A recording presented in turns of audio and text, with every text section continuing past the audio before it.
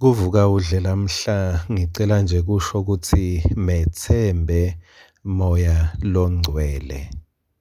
Methembe moya waNkulunkulu.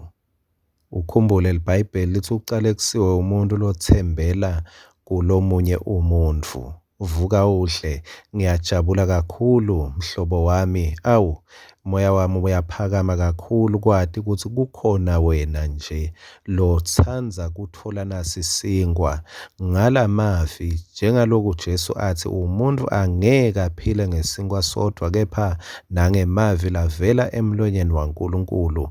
Ngiyathandaza impela ukuthi uNkulunkulu ngala mavi akuphe impilo lela kulelivi lelaphefumulelwa nguye. Usaliva lifake kuphila, lifake emandla, lifake tincumo. Ngifuna sihambe kanye kanye ngingakasho incwadi nesahluko nelivesi, ngifuna sesihambe kanye kanye.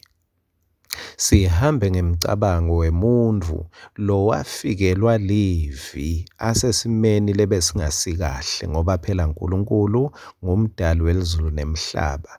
Kude la angaboni khona, ubona ngisho ekujuleni kwenhlito yethu.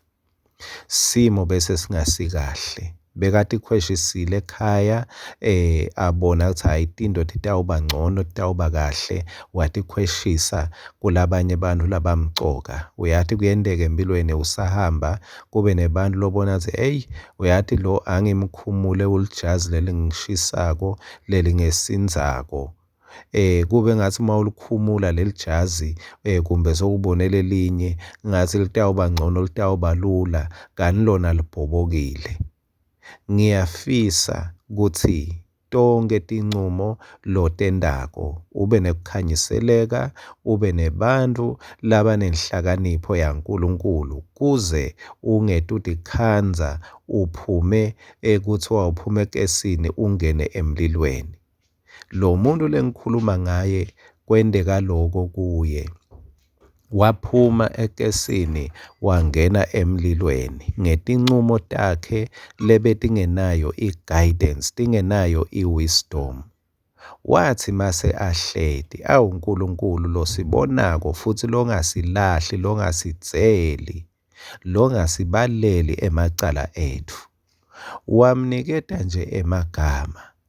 Ngiyathi ukuthi kulesinye isikhathi uNkulunkulu angathumela umphostoli, angathumela umprofeti, angathumela ingceku, angathumela ingilozi, akehlula lutho, kepha wamnika emagama. La magama abasikhiya lesagucula tintfo empilweni yakhe for good. La magama awasiwo nemthandazo longathi umnanzi ukahle. La magama awasiwo netilimi. Kepha ngemagama latselelekile longeke ngengcondo yakho uze uwacabange ukuthi kukhona la ngakulungisa. La magama ala encwadzini yaLuka 15 verse 21. Mawunganaka nje lamabili lathi babe ngonile. Babe ngonile. Uyathi wenela kuthola la magama lawa wase uyasukuma. Uya la bekeva ukuthi akasenabani, akasafuneki. La magama wenela kuwathola, wathola emandla ukuthi angahamba abhekane nemuntu lo bese kulukhuni ukuthi angabhekana naye. Makathi babe ngonile masafika awasho la magama athi babe ngonile. Esikhundleni sekuthi abuyiselwe emuva alahlwe. Esikhundleni sekuthi kuthiwe hayi uyadlala, akukhweshiswe tintfo nasi lesigebengu sesikhona. Esikhundleni sekuthi kuthiwe hayi uyatentisa ngilokuthi ufuna kuthatha more. Esikhundleni saloko liBhayibheli lithi kulo verse 22 Luka 15, lo babe wathi akusheshwe, hayi tashintsha tintfo.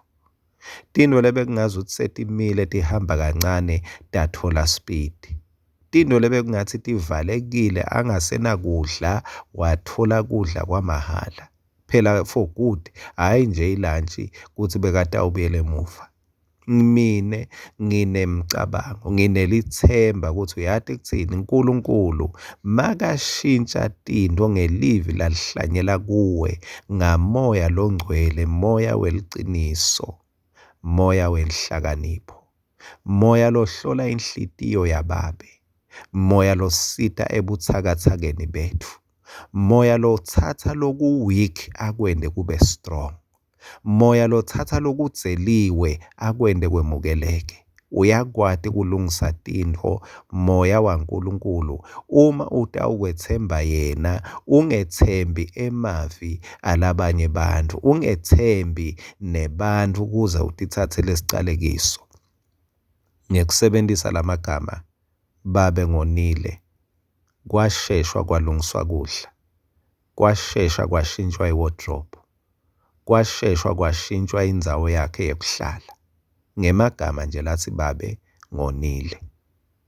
Umthandazo wami uthi ma ungafane nje uthole indzawana la ungaphola uthulele khona ebudzeni beliviki, uhlale nje uke uphole, Moya Ngcwele utawufaka emavi latawuba skhiya lesitawushintsha loko lokumele kushintshe, loko lokumele kulunge, loko lokumele kuphile. Busiseka njalo njalo. Amen.